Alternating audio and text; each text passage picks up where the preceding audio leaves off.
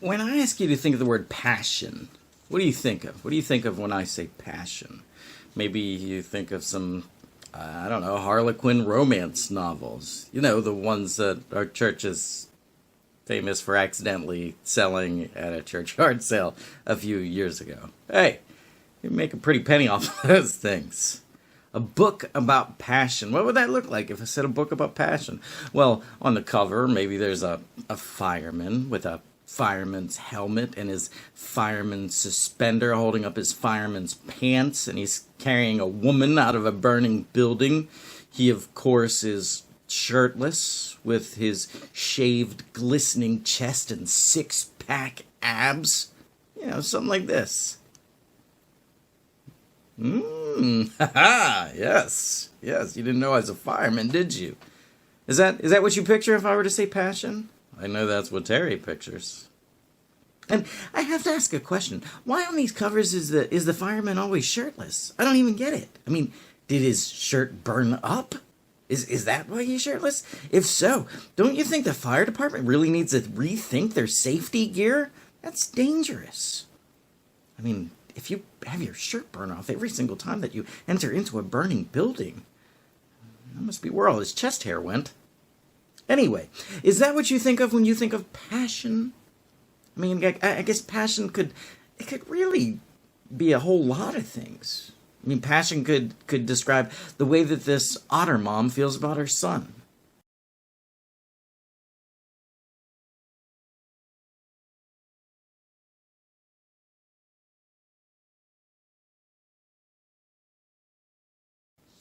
Passion could describe the way that this cat feels about this cartoon.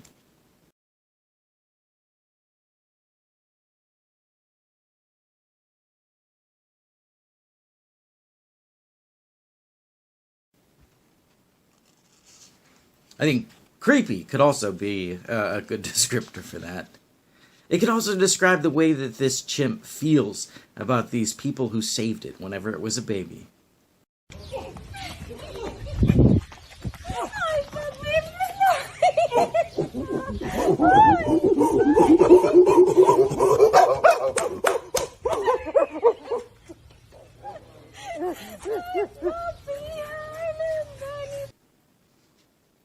Aww.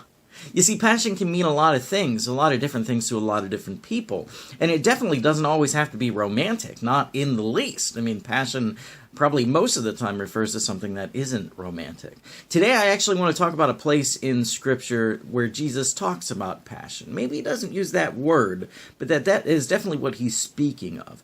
And to do so, we're going to be looking at the book of Revelation. Now, the book of Revelation was written by John after he received a vision given to him by an angel. And this vision that he received was delivered to him about Jesus Christ's words about the future. Today, we're going to take a look at a small section in chapter 3, and what we're looking at is the last of 7 messages that Christ wanted delivered to 7 different churches. And today, we're looking at the message to the church in Laodicea. But it really pretty much applies to all of us. All of us can find ourselves within any of these letters, to be honest with you. Now, let me tell you a little bit about Laodicea first, because it will help you understand what Jesus is trying to get us to understand. Laodicea was located right in the middle of a central trade route. It was a booming place. It was actually known as one of the richest cities in the ancient world. And in general, Laodicea was a very nice place to live. The people of Laodicea, if they had a complaint, they really had one major complaint, and it was about their water. You see, their water, in order to get to Laodicea, had to travel through 6 miles of aqueducts and or pipes. You can actually still see some of these pipes and or aqueducts that delivered this water to them. Could you imagine constructing 6 miles of pipes or aqueducts just to get water to your house? Well, this water, it came from 2 different sources. It either came from hot springs in the south at Hierapolis, or it came from cool mountain springs from the north at Colossae. Now, they sound awesome to drink, I mean, nothing could be finer on a hot day than a drink from a cool mountain spring, or on a cold day from a hot mountain spring. I mean, it sounds pretty great. They were getting it from two really good water sources. But remember that this water traveled through 6 miles of aqueduct before it reached them. So this hot stuff was cooled down to lukewarm temperature during the trip, and the cool stuff was heated up to lukewarm temperature during the trip. So the Laodiceans, they weren't too pleased with their water situation. After all, who wants to drink some nice lukewarm water every day? Not me. So Jesus uses this lukewarm water issue that Laodicea would be extraordinarily familiar with, something that they would really understand. That's why he says in Revelation chapter 3, verse 15, I know your deeds, that you are neither cold nor hot. I wish that you were one or the other. Now, many times people interpret this passage, this verse in particular, as Jesus saying, I wish you were either for me or against me. I don't want you in the middle. That doesn't even make sense. I mean, Jesus would never tell anyone that he wants them to be against them. And he definitely wouldn't say, I would rather that you were against me than kind of ambivalent towards me. That's not what he's trying to get them to understand. He wants all to know him and his Father. So what is he saying? Well, he's saying something that he knew that the Laodiceans would definitely understand. He's saying, man, I wish that you guys were either a nice cool drink or a great hot drink, but you're neither. You're just like your water. You're plain old lukewarm water. So he's talking to the Christians in the churches back in the town of Laodicea, and he's saying, listen up, you guys you're not hot for me, you're not cold for me, you're just kind of nothing. I mean, you believe, but it's not really much of anything. You're just lukewarm. You're a lukewarm Christian. Lukewarm Christian. What exactly does that mean, though? What does it look like to be a lukewarm Christian? Well, I think the easiest way to tell whether, or to kind of define what lukewarm is by first seeing what something hot for that would mean. What do I mean by that? I know that's a little bit confusing. What I'm trying to say is, if you're trying to decide what being lukewarm towards something is, then start by looking at someone who is passionate towards it, and then you can kind of back up from that place. So what does being passionate for something look like? Well, I think one of the easiest places around these parts, if you're looking for somebody who's passionate about something, is just to take a look at Steeler Nation. All you got to do, is, if you're looking for some people who are passionate, is to look at Steelers fans. You see, Steeler fans are some of the most passionate fans in the world.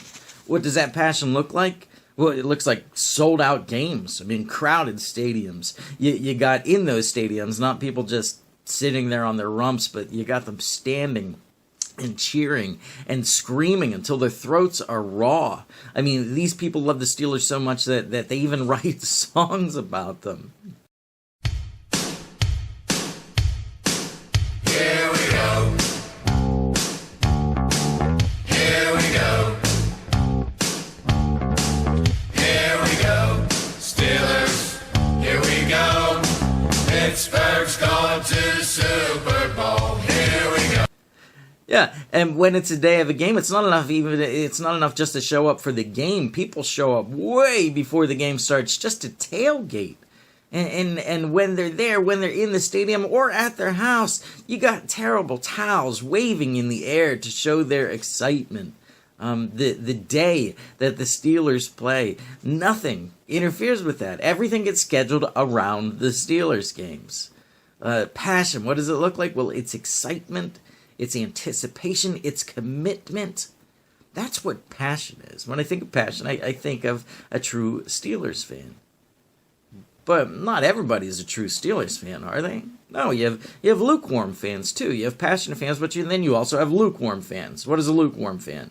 Well, there's somebody that would tell you that their team is the Steelers if you ask, but they're not really going to go out of their way otherwise. They are someone that may or may not watch the game if it's convenient for them. They are someone who doesn't really schedule things around the game. And if something comes up that takes away from it, then it's not really a big deal. I mean, it's just a game. There's more of them. They might own a terrible towel, but they don't wave a terrible towel. No, they're not passionate. They don't have that passion. Now, a passionate Steelers fan, everyone knows that they are a fan without even asking it. I mean, you don't have to ask them. You just know that they are. And that goes for anyone that's passionate about anything in general. If they're passionate about it, you know they're passionate about it. You don't have to ask them. You just automatically know. A lukewarm fan, however, yeah, nobody really knows whether or not they appreciate any particular thing. Why? Because they're lukewarm about it. It just doesn't really come up. We see a lot of people passionate for a lot of things these days, don't we? We've got people that are passionate for animals. We've got people that are passionate for high school sports. A lot of passion there, especially around this area. You got people that are passionate for video games. People that are passionate for boating, for cars, for music, for movies.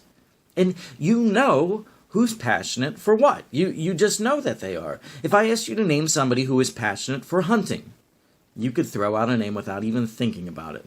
You could. And it's not because you've studied them. It's not because you researched it. It's not because you asked around. It's just because when someone is passionate for something, you know, because it kind of bleeds through them. It's who they are. It's what they do. It's what they talk about. It's what they're excited for. It bleeds through them. Have you ever wondered if someone was to ask who was passionate for God, if your name would ever get mentioned? I say this because I find that over the years there seem to be fewer and fewer names on that list. The East Brady Ministerium, the ministerium that our church is in, covers East Brady, Brady's Bend, Kaler, Queenstown, Roseville, and more. And at one time, the East Brady Ministerium actually had over 12 active churches. 12 churches with full-time pastors in ministry in this ministerium. It's a very real possibility that if things keep heading the direction that they are, sometime within the next decade, or quite frankly, much sooner than that, there will only be 2 or 3 full-time pastors in the entire East Brady Ministerium. The rest of the churches, they may have someone preaching on the weekend, or more likely, their doors will probably be closed, like several churches already have. 2 full-time pastors left for the entire East Brady Ministerium. Wow. If you were to ask every pastor what's killing their churches today, they'll all tell you the same thing. They'll tell you that it's because the passion that people once had for God, as well as for their church, it seems to all but have disappeared. Now, in 10 years, I can promise you that Pee-wee, midget, junior high, and high school football will still be going strong with tons of excited supporters. Fire trucks will still be blowing their horns for the girls' soccer team. The Carn City Auditorium will be filled to capacity for the school play. Bars will be crowded. The river will be packed. And life will go on with people being passionate for anything and everything. It is except for God. And churches will be closed. And God? Well, he'll be someone that people are kind of a fan of whenever it's convenient. Are you okay with that? You know, Jesus isn't okay with that. In verse 16, he tells us exactly what he thinks about Christians who have no passion. He says, Christians who are lukewarm? Well, this is kind of what he thinks. Hey, babe. Would you still love me if I was fat? Yeah, of course. But, Mom, you are fat. Okay, not exactly that. First of all, kids are awful. You have no self-esteem whatsoever if you have a child around. But this is what Jesus is saying. Not the part about being fat, but the other part, the whole spitting part. Listen to verse 16 into 17 again. I know your deeds, that you are neither cold nor hot. I wish that you were either one or the other. So because you are lukewarm, neither hot nor cold, I am about to spit you out of my mouth. I'm about to spit you out of my mouth. What exactly does that mean? I don't know for sure, but I can tell you one thing. It's not good. It is not good. I can tell you that he isn't a big fan of it. And not just that he's not a big fan of it, but that he considers it to be something that is spit-worthy. This isn't even something that he wants to put in his mouth.